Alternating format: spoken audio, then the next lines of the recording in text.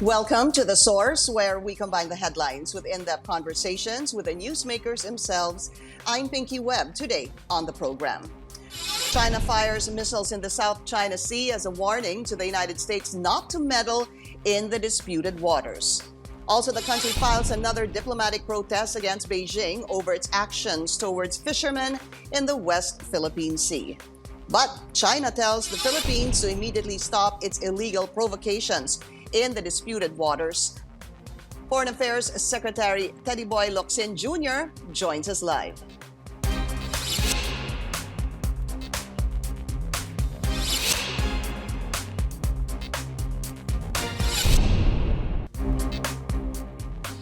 The United States government has imposed sanctions on dozens of Chinese companies for helping Beijing advance its territorial claims in the South China Sea. This is the first punitive action of its kind over the disputed waters, and one that is almost certain to escalate tensions between the two countries. Also, China slams the move by the U.S., saying it is unjustifiable and in violation of international law. On Thursday, the saber-rattling started with Beijing reportedly firing missiles across the South China Sea. Let's go straight to the source of the story. We have Foreign Affairs Secretary Teddy Boy Locsin Jr. Secretary, it's good to have you again, and thank you for your time. Thank you, Pinky. I missed you. It's been some time, but as you know, ever since the COVID, I really prefer live interviews, but well, there we are. So here I am now on Zoom. I know there's a 5-second delay when we talk. I also know this. Whenever I drink, I know that some stations cut you off because it's not ethical to show a person drinking. But can you not do that because I have a sore throat? Okay, we're not going to do that, Secretary. Let's start with this. This is the latest. The United States blacklisting Chinese individuals or companies involved in the militarization in the South China Sea. My first question is, does the Department of Foreign Affairs have any reaction on this? Well, right now, what I know is that belongs to those departments that have ongoing projects with China. I don't know, and I'm not sure that any of those listed companies are among those we are directly dealing with. But you'd have to ask Art Tugade and DTI and NEDA which companies these are. But we don't. I think I have to study the nature of those sanctions. I know that there are sanctions, sometimes the sanctions against Russia, but we still do business with Russia, especially if it is assistance. I do know that there are sanctions against Iran. I myself look favorably on Iran. So as a balancer in the Middle East. So on that specific issue, we'd have to wait for. I'd rather wait for the two departments who are dealing with Chinese companies. And remember, once these companies, I want to get into the context. Are already on, what do? You suspend the project? Those are the things I'd like to ask them instead. So let's look into the reason for this. The United States is actually saying that since 2013. China has dredged 3,000 acres in the South China Sea. This destabilized the region, trampling even on sovereign rights of countries and involved in environmental devastation. This was a statement made by Secretary Mike Pompeo. So in essence, what it is really is trampling on sovereign rights, an issue close to our hearts, and of course, environmental devastation. Well, the thing is that when was this? 2013, right? In 2013, when this was going on, what my diplomats tell me is that we were told there was reclamation going on, and when we wanted verification, we had no help from our military ally that was under the Democratic administration of Obama. In fact, we were made to pay $1,000 for a few fuzzy photographs, $1,000 each. So by the time we got a clear picture of this, Thank God Trump was president. But the fact was already on the ground, or rather, the fact was already in the water. Now that is what I have to deal with. And that's what Pompeo also has to deal with. Facts created in the previous administration. But in both cases, in both the Noynoy's case, and thank God he filed our arbitral award case in The Hague, which we won, and in the case of Pompeo, in the sense that he works in a successor administration, the Republicans, who have an extraordinary genius for foreign affairs. But be that as it may, Secretary, if it started in 2013 or even in 2014, the situation is it continues to this day in That's 2020. Let me turn your attention to this. The UP Marine Science says that there is about 33 billion pesos in annual from damaged reefs and illegal fishing in the South China Sea. And if you were to add that 33 billion since 2014, that would amount to about 231 billion pesos.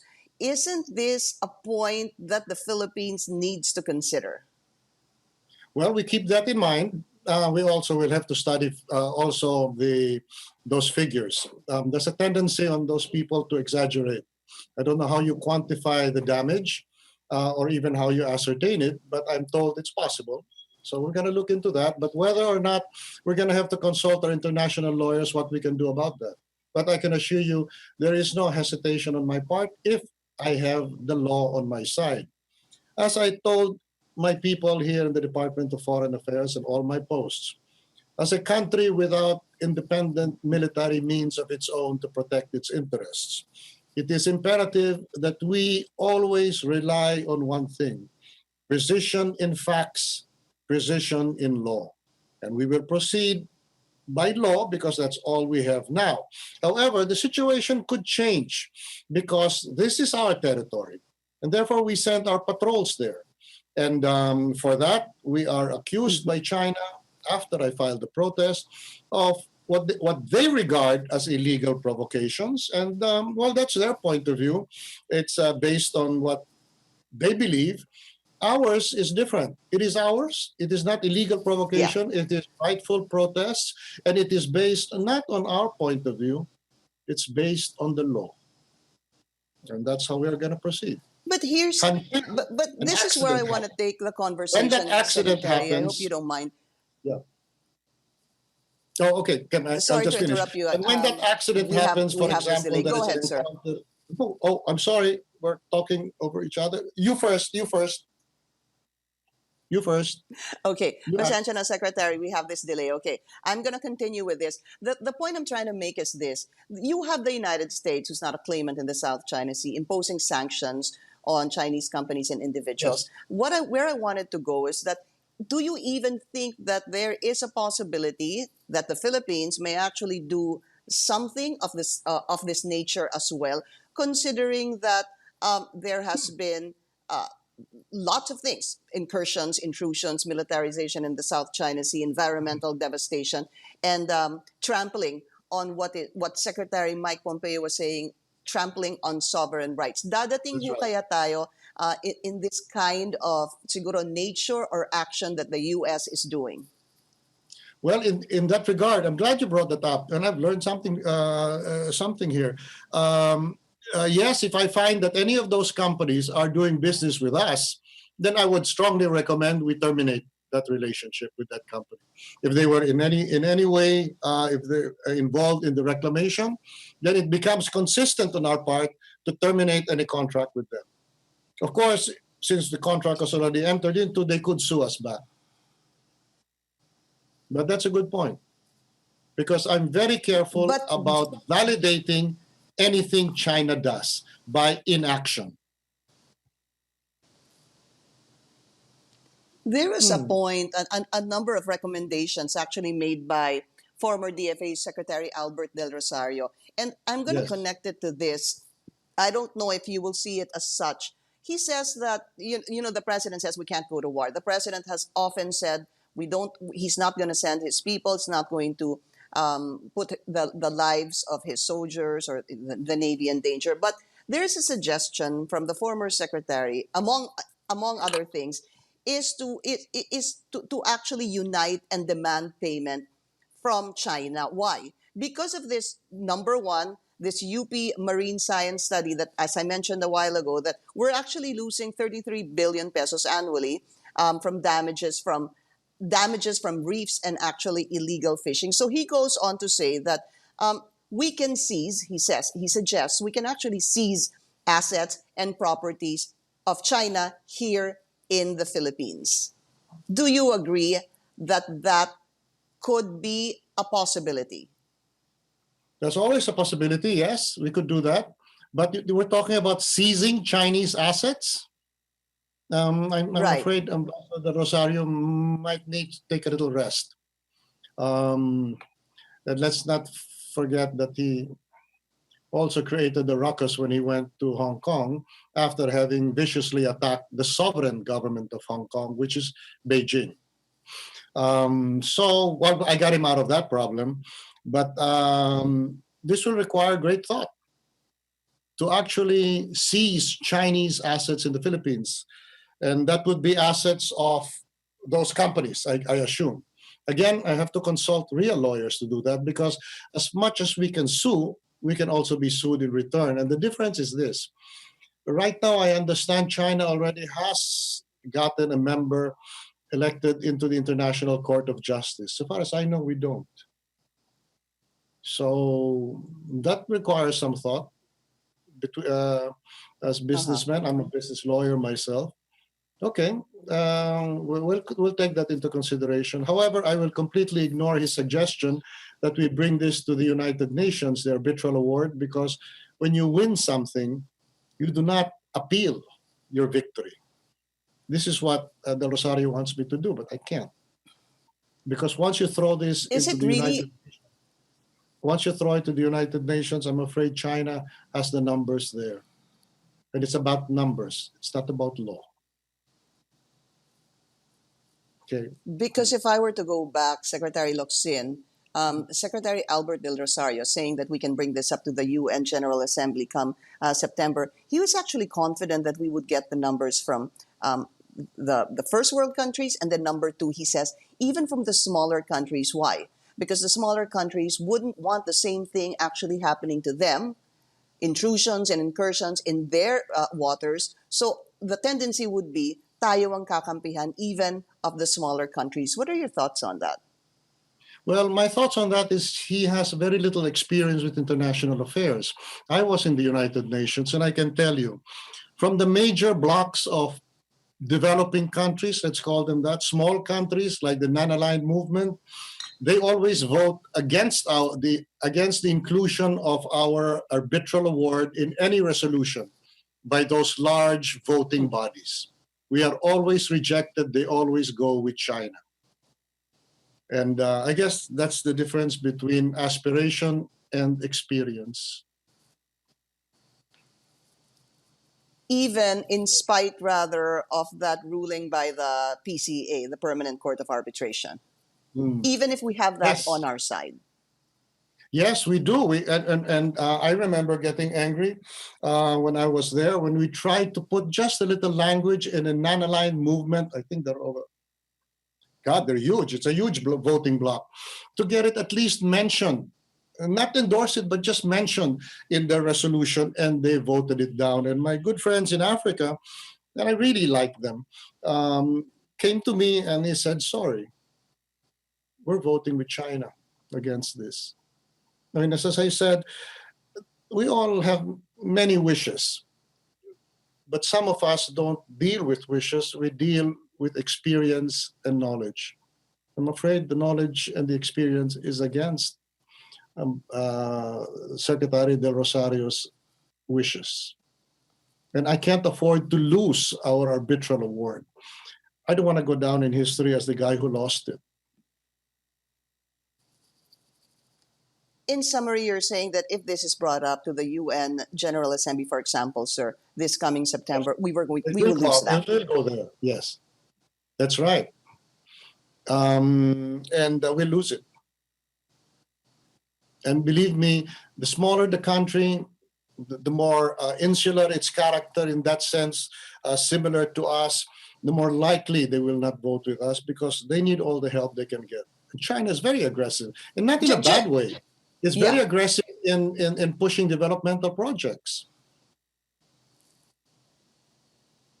But just as a last note on this topic, because we need to go Sure, on a sure. break, Go ahead. wouldn't It's an it interesting be? topic. Please correct me if I'm wrong. Wouldn't the United Nations General Assembly highlight the rule of law? Wouldn't they Um, side on the rule of law? no, they of course that is the creed of the United Nations. But when you go into if you're talking about the mottos on the wall, oh yeah, it's the rule of law. But when you go into the discussions on the floor of the General Assembly and in the voting, I'm afraid it's self-interest that governs. And in their case, if nobody else is offering them help, I don't blame them for going that way. But what I know is this: thank you, Del Rosario, Tony Carpio, Noy Aquino, for winning the Arbitral Award.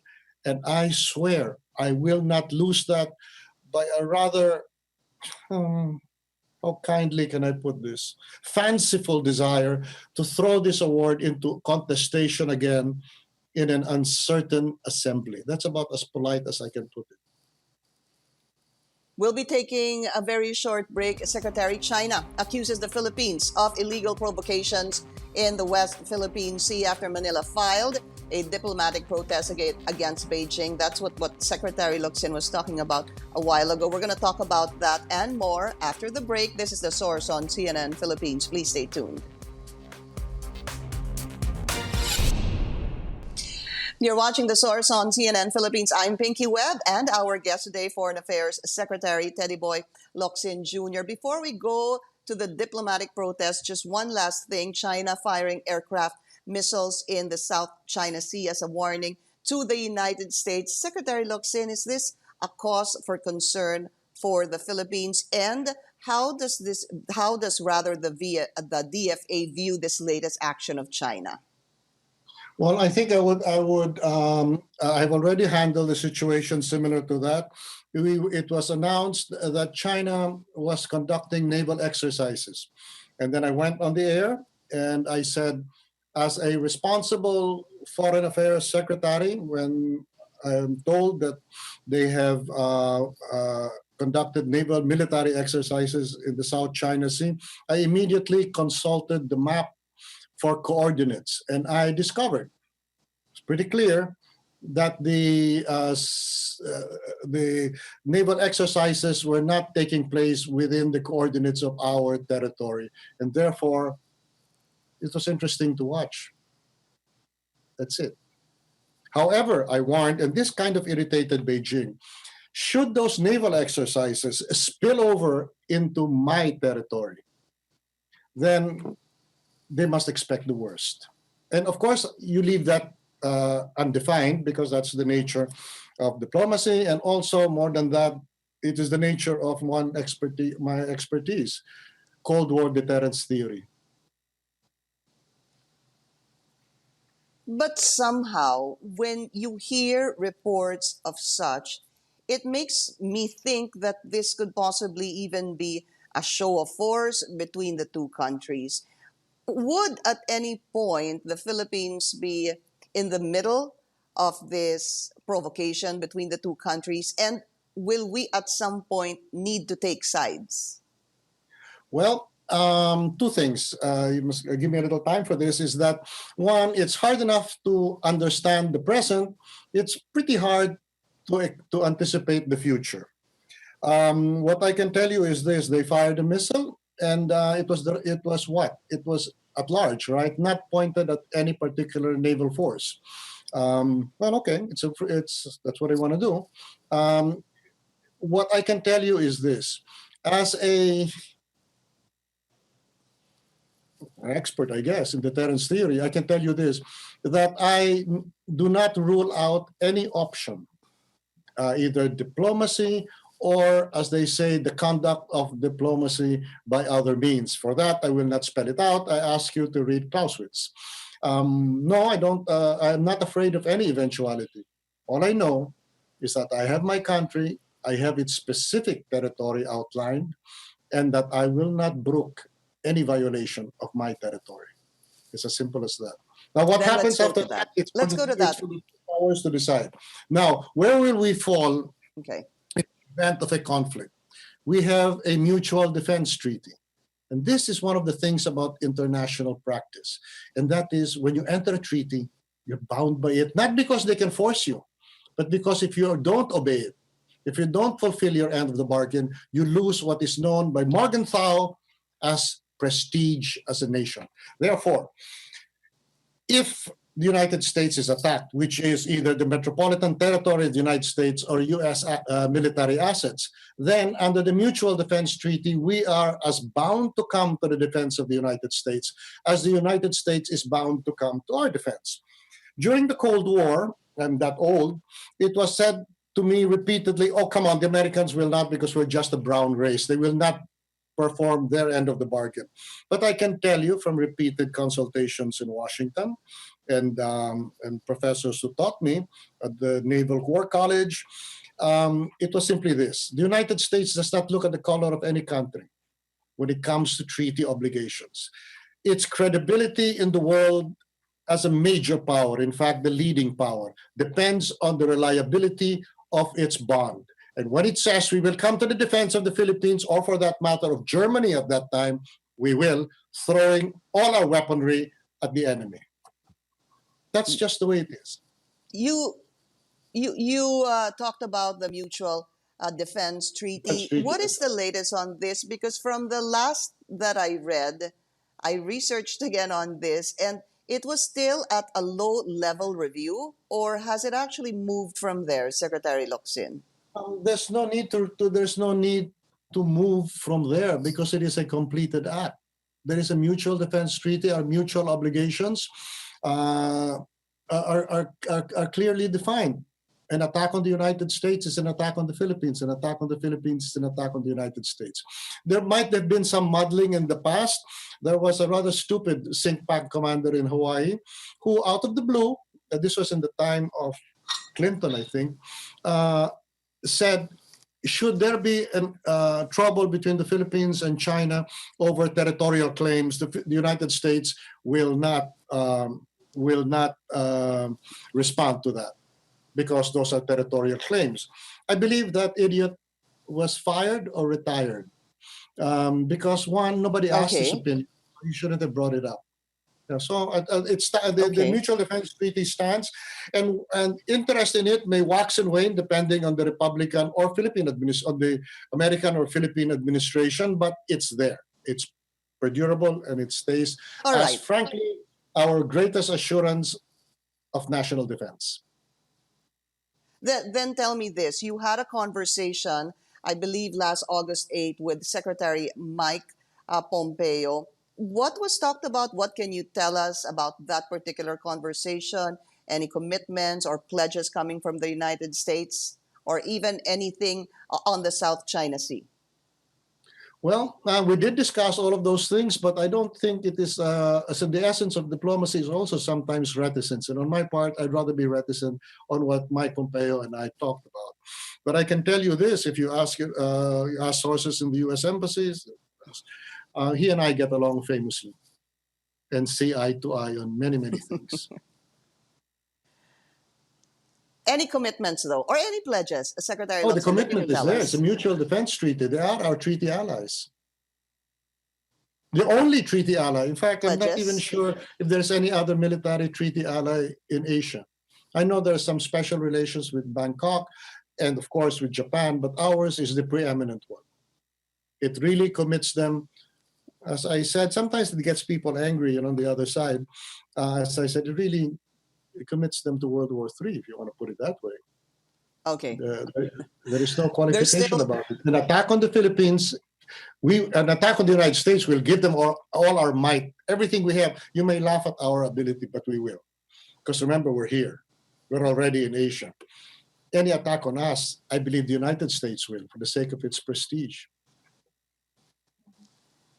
There's so much to talk about still, Secretary Locsin. Oh, We need to get into the diplomatic protests and even Sabah, but we need to take another short break. We'll be back with the Secretary Locsin.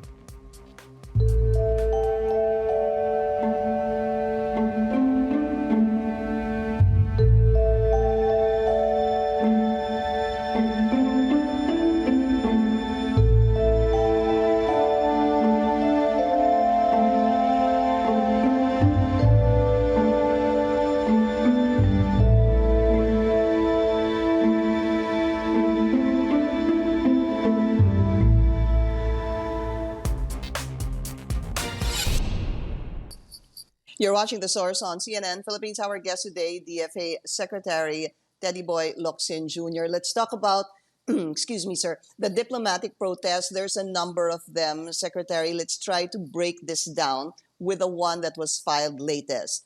Last week, you filed a diplomatic protest over China's confiscation of the fishermen's devices in Scarborough Shoal. And the second one on this is supposed to be the persistent radio challenges of China to Philippine aircrafts conducting maritime patrols in the West Philippine Sea.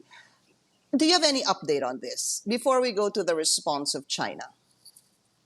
well, we filed those protests.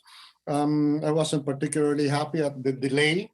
As you know, I don't file protests based on media reports. This is one of the first acts I did when I was appointed. I was in Brussels, and ABS-CBN showed me footage, and I said, "Where'd you get this footage?" Well, we know it's there, and it looks like they're in our territory. I said, "Nothing looks like anything unless it's official." So I said, from now on, unless the National Task Force on the West Philippine Sea tells me there has been an incursion, there isn't one. And from that, but this one was very clear that there was an incursion. There was the confiscation of the fishermen's gear, payaos. At any rate, I have always said and carried it out. I fired diplomatic protests, and although, yeah, that's right, I fired diplomatic protests, and then China, in response, called it an illegal provocation. Well, people have been asked, so what are you going to say about that? What I'm going to say about that is it's a free world. You can say what you want. I don't expect China to say, no, no, no, the Philippines is correct. No, I don't expect them to say that. We know we're correct. And so does the International Tribunal. I think that's what counts. Now, what they feel, what they want to say, they're free to say that. Everybody's free to say what they want. It's what we do that counts, based on what we believe and what we know to be the law and the facts. And there's a childish tendency to react to words. I'm not childish. The previous ones may have been childish, but I'm not. Yeah, but I guess what happens after a diplomatic protest is filed? Just help us understand the situation. Do you fire diplomatic protests, and do you actually expect a response, or does this really fall on deaf ears? Well, we don't know if it falls on deaf ears. Again, they're free to shut their ears.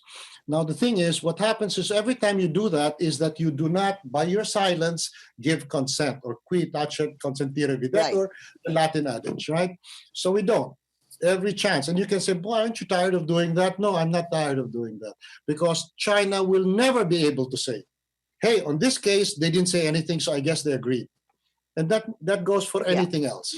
That also will explain why I am against, why I got angry, why the report to me about these incursions came a bit late, given the excellent record of the National Task Force. And I'm going to look to see why there was a delay. And I think this happened sometime in March, but I want to just zero in on this. You already mentioned the response of China. They were basically saying that it's infringing on China's sovereignty and security by there's two things. Number one, sending those military aircraft adjacent to Spratly Islands. And the second one is they call this a lawful practice, the one with regards to Scarborough Shoal. They are conducting law enforcement. Let me just go to this, the Scarborough Shoal issue. I guess my question, Secretary Locsin, is how can China say this is actually lawful practice when this is within the country's exclusive economic zone? Absolutely. Where they're coming from is they're coming from their belief that the nine dash line should supersedes everything, and we're coming from the ruling, not the belief, from the ruling of the arbitral court, saying that no, the nine dash line doesn't mean a damn thing. It has no historical basis, and the Philippine Economic Zone uh, belongs to the Philippines. No exceptions. Well, there was one on artisanal fishing. No, never mind that. Let's not go into that because what's artisanal, what's industrial fishing is it's a bit complex. Yeah. The problem, though, So sir, the is China can say what it wants. the I think fish. it's childish for some people, perhaps old age, to get angry about what the other side says. I never get angry. They just insist on what belongs to But us. What they want to say, that's a free world. I think, don't you think? it is a free world. They can say what they say. In fact, it was Secretary Delfin Lorenzana who said that when China insists on the nine dash line, he calls it's just in their imagination. Do you agree that it's just in the imagination of China that the nine dash line actually exists? Well, it's an old imaginative thing. It comes from the time of Chiang Kai-shek. In fact, the first time this issue came up was raised by Tony Carpio in a seminar in Shangri-La, and I said, "You mean the nine dash line?" But I said the nine dash line was set by Chiang Kai-shek on the eve of the collapse of his government by the Chinese Communist Party. And now the enemy of the Chinese Communist Party is invoking a legacy of Chiang Kai-shek, their mortal enemy, and saying it is history. Yeah. But if it's history, it's recent history. It had no basis in law. It was just something he wanted to show that he really was a Chinese patriot. But we're not bound by that. So it's imaginative in that sense. It is in the mind of Chiang Kai-shek, who's dead, by the way. So Scarborough Shoal, that's one issue. That's within our EEZ. We are obviously stating this is to be a fact. We won this in the PCA. And then let's go to the Spratlys, because the Spratlys, China was saying that this was a provocation when we sent a military aircraft near the Spratlys. Because they say that, should the Philippines then stop patrolling, having military aircraft adjacent to the Spratlys, sir? Should we stop this? Because they're saying we are provoking them. Yeah, well, as long as we fly within our exclusive economic zone, yes, we should continue doing that. Because I'll tell you what's the other trigger of the Mutual Defense Treaty. And that is a strike at the Philippine military asset. You can laugh at our few boats of our Navy, but they're getting better and better under President Duterte. They were getting worse and worse under previous administrations, but under Duterte, we now have military capability. Okay. So we should just go do it. Okay. But the problem is this for China, that under the Mutual Defense Treaty, an attack on the metropolitan Philippines is an attack on the United States. A sinking or a downing of a Philippine military asset is the same. Right. It triggers the Mutual Defense Treaty. No, it's up to them. Again, it's a free world. Right. But as I was mentioning a while ago, Secretary, there's so many diplomatic protests you've filed. The other one, aside from last week, was one on April 20. It was about the creation of China of two districts in the South China Sea. This is a long conversation, so I'm going to try to cut it. The diplomatic protest was filed on 2 points. Number one, here it is: the pointing of a gun at the Philippine Navy in Philippine waters, and right. And the number two, the declaring parts of Philippine territory as Hainan province. You said that both are actually violations of international law and Philippine sovereignty. So where can we actually take this? You're saying it's a violation of international law. So apart from a diplomatic protest, what else can be done? Well, then I have to think. Do I bring it back to an arbitral court? What if it reopens our arbitral victory? They're dying. There are members of ASEAN who are dying to have us reopen that, and then we'll be all alone. And then we'll lose what Noy Noy won for us. I have to think very carefully. whether to gamble a But if clear legal victory on what may be a vain gesture. But meanwhile, we will continue doing what we are doing, which is to use military assets in everywhere that is our territory under international law. That includes the 400-mile economic zone. And again, in I'm just doing that, wondering how yeah. how can we actually lose a ruling that we won? What is Well, the threat of how? actually What if it bringing it up reopens it? again and losing? No, what if it reopens? The Does question is, was it a violation of Philippine sovereignty? Uh, our ruling already defined what's ours. But if that is the question I'm going to bring up again to another court, they may reopen it. And what if they change their minds? I'm you even mean afraid that somebody a court some of our neighbors may want to bring it up just precisely to lose it. I because you trust believe no that one in some this court world. may actually believe in the 9-line?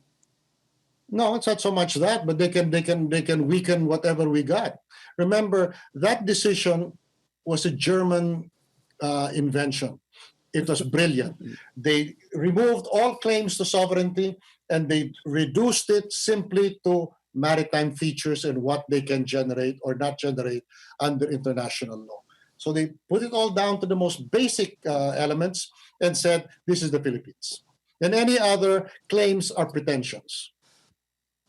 It was a parlous victory, but a victory nonetheless. I'm not going to risk that. Simply because Okay. some people have nothing better to do in their retirement. Secretary Locsin, we need to take another short break, sir. We'll be right back. Oh my God, there's so many ads.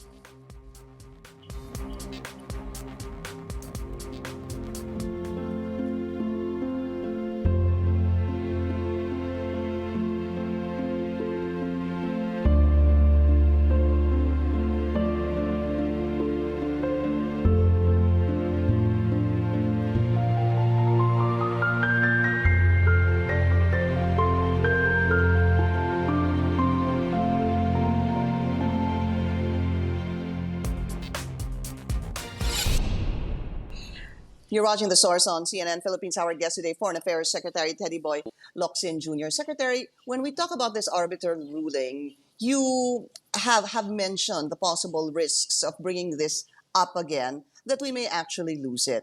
If you say that, can you tell me which ASEAN countries will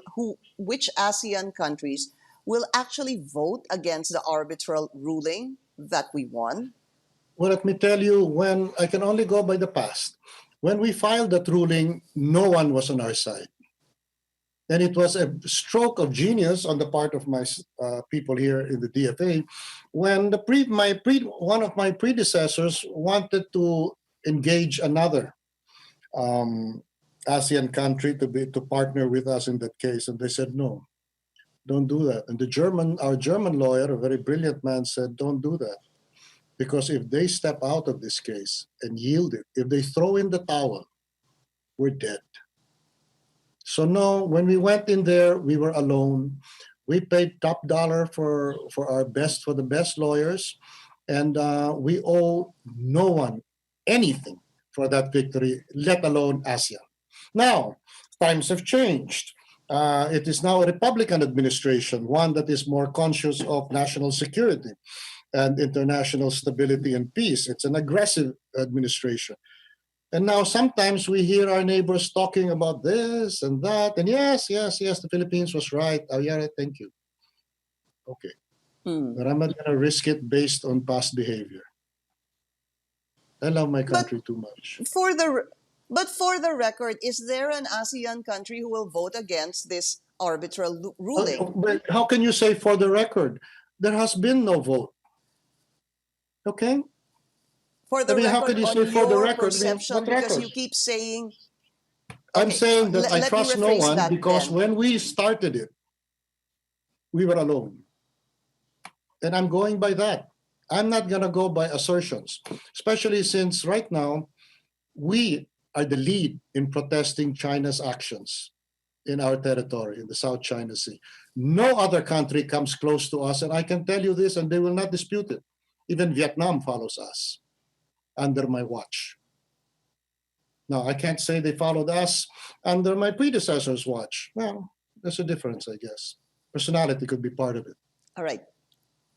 Secretary Locsin, I need to change topics. I need to talk about Sabah very briefly. Right. The House Committee on Foreign Affairs approved a substitute bill that will require the printing of the country's map, including its 200-mile exclusive economic zone and Sabah on Philippine passports. Is this a move that you support? Pardon? Yes, of course. I'll tell you how we started on that, and I was all alone again. Oh my God, I'm so lonely. What started was when Chinese tourists would come here, their passports had the 9-dash line. And so That's what we right. did was we would get a piece of paper instead of stamping their passport, because if we stamp the 9-dash line with the Philippine with the Philippine visa, it is an acknowledgement on our part that the 9-dash line is valid. So what we did is we gave them a piece of paper that says, this is now your semi-passport, and we stamp the paper and we give it to the Chinese tourist. I said, no, let's stop using those papers because, number one, the paper gets lost. Second, I said, no. What we do now is we stamp the passports with a visa stamp that is, instead of this small, this big. And we stamp the 9-dash line with the exclusive economic zone and all historical claims of the Philippines. The only thing I forgot was I did not include Guam. That's an oversight.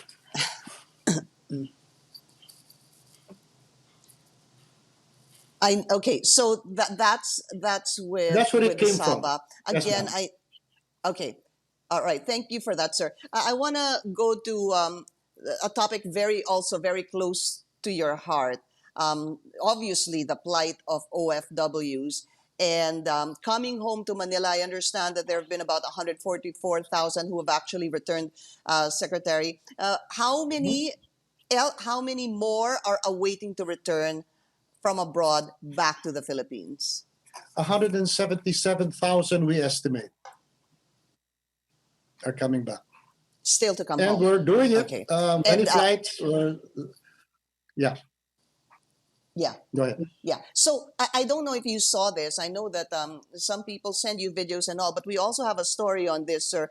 Just also very quickly, there are 11 seafarers in a cargo ship docked in the seas of China. Ayaw ho sila Mhm. pa disembark. And the problem is they've been there for 6 months. They are Wow. desperate and they are starting to feel depressed. I don't know if you saw this, sir. We aired this on CNN Philippines. Our reporter had this story. So nakikiusap po sila dahil there apparently, from my understanding, there is they're not allowed to disembark in China, but they have been there for 6 months and they sleep in a cramped laundry area in this particular cargo ship.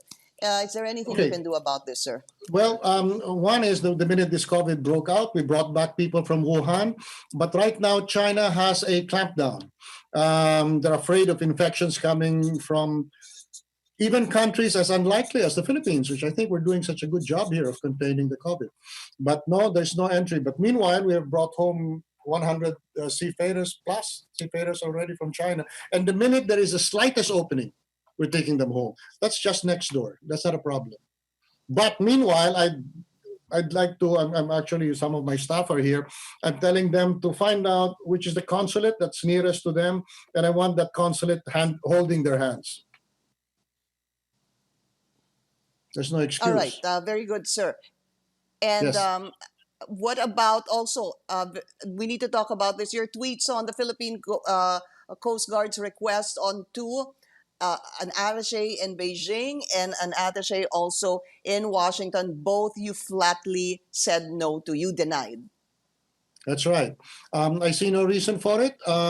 We have a defense attaché for national defense issues, a separate Coast Guard. Oh, I'm reading my own tweet. Attaché means we concede Did Washington request? I also rejected. There's no need for them to be there.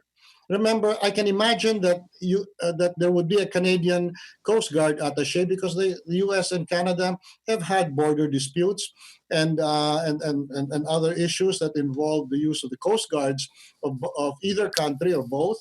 And I can see a point for that, but I don't even know if Canada has a Coast Guard attaché. But I say no. Especially, I do not want it in Beijing for this reason. What does that mean? That means that the Coast Guard, which basically interdicts Chinese incursions, now will take it upon itself to be in Beijing, and whenever the Chinese want to make a naval movement in anywhere within our territory, they can discuss it with the Coast Guard. Excuse me. No, you only Because they're discuss it there. with me. Mm. And I Mm-hmm, discuss it mm-hmm. only with Lorenzana and June Esperon. The Coast Guard is an instrumentality of the policy we make. They do not make policy. And by the way, did you watch Top Gun, Secretary the Locsin. movie? That's very clear. Yeah, The of military course, does not sir. make policy. Opo.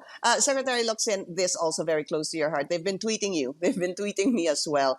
The nurses, sir, the plight of the nurses wanting to go abroad. I know that it's been lifted partially, those who have had finished their contract since March 8th. But what they're asking is a total lifting of this ban. I remember a tweet of yours. You actually said doing this, banning them from going abroad, is unconstitutional. My question, sir, is how have you spoken to anyone recently about this? Because even you said there's a 400,000 supply of nurses Yes, that's who are right. unemployed or underemployed. So, meron na ho ba kayong kinausap recently that may actually help the plight of the nurses?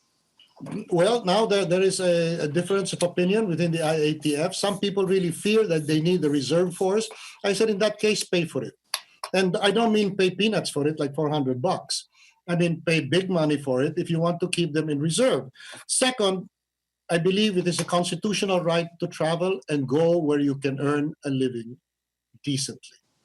That's my opinion, and I am not changing my mind because I studied it. The first reaction of DFA when I said, "Hey, I think there should be no ban," was to say, "But what happens if there is a real outbreak of the pandemic?" I said, "Well, I guess we die, but we cannot hold a section of our population hostage for that eventuality. What if people want to escape the pandemic here?" And second, you really cannot deny them the right to earn a living. They are earn peanuts in our lousy medical system, and they are well treated and respected abroad, which is what every person needs. And I'm not changing my mind on that. Yeah, and that's good, Secretary, but how can you help further? Meron ho ba kayong pwedeng kausapin to look into their plight again? Because if we were to believe the numbers of 400,000 unemployed or underemployed, sir, I understand that the Philippines needs them, but definitely 400,000 is an oversupply. Well, it's for the IATF, and we constantly make that argument, and we constantly lose it. But that's a fact. The last argument made in the IATF was, well, the ones who want to go are the best. I found that insulting to our nurses. No, the ones who want to go are those who are able to get jobs abroad. And I by one Yeah. estimate, I think no more than 30,000. To be sure, we have 235,000 or 285,000 nurses abroad. Hey, that's not a bad thing. The more the merrier. Because at the end of the road, it's what people earn. They have to take care of their families. So, if they can't see that, well, I'll keep trying to make them see it. I know there are competing claims on nurses, but for God's sakes, 400,000 is an army. All right. So I guess it's still up to the IATF. Did you speak to Secretary Delfin Lorenzana about this, sir? Of course, he knows about it. He knows how strongly I feel about it, and they've watched me on TV campaigning for it. And Unfortunately, still, I'm only one of common peers. You're all equal. There is no primos inter pares there. yeah. But you're also presenting possible facts or numbers that are coming also from Oh, the database. I know yes, I was speaking to I'd like Labor to give I'd like to give credit to June Esperon for bringing up those numbers. Um, we were kind of debating it, and me as a lawyer, theoretically on constitutional right, and then he just simply said, by the way, does everybody know that there are 400,000 unemployed or misemployed nursing graduates in the Philippines? Well, that certainly changed the argument. So I Yeah. thank Joe All right. Esperon for that. Uh, yeah. Secretary Locsin, also this, I need to ask you about this because of the twin bombings in Holo recently. There's a question here.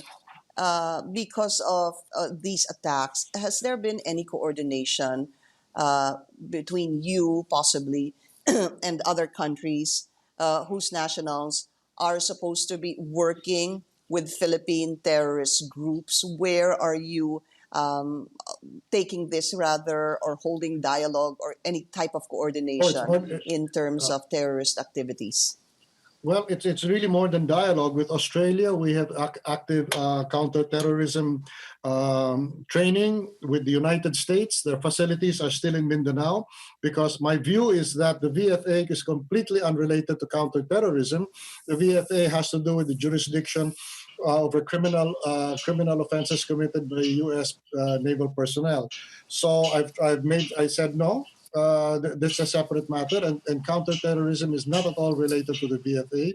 So we have the US, we have Australia, Mm-mm. we have New Zealand, uh, and of course our connections in the United Nations, the counterterrorism body there, with Voronkov and the others. Yeah, no, we're working very hard on it. That's right. But I'm talking about specific coordination with countries who have nationals working with Philippine terrorist groups. Okay, I'm very glad you brought that up, because there was one particular case. There were eight, I believe, eight Filipinos charged with, or I don't know how many they were, charged with terrorism in a Middle Eastern country, and they were acquitted. However, our military attaché there was convinced they were guilty, or at least four of them were. However, having been acquitted, they were then let go. And having been let go, as far as we know, nobody bothered to track them. You know what I mean? Nobody Mm. bothered to track them. And if the military attaché, this is why I don't need the Coast Guard, that military attaché is certain that they are terrorists, I take his word for it and I track them down. I don't know now if they're operating in our country. So there are failures of intelligence here. So that worries me. Okay. All right. Secretary Locsin, I've covered everything. And nothing more to ask you for now. I hope to be able to guest you again at another time. And of Absolutely. course, take care, sir. DFA No, Secretary Teddy Boy Locsin Jr. Sir, maraming salamat po sa inyo. thank you very much, Pinky. Hope to see you again soon. Thank you, sir. And thank you for joining us here on The Source. I'm Pinky Webb. You're watching CNN Philippines.